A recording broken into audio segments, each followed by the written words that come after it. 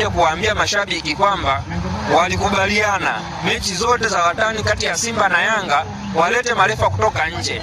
Lakini mimi nakumbuka kipindi alikuwa wanatoka katika ile mijadala yao, alikuwa akiulizwa na waandishi wa habari, mmejadiliana nini?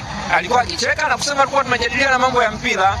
Hata siku moja hakuwahi kutangaza kuwa sisi tumekubaliana waamuzi watoke nje ya nchi.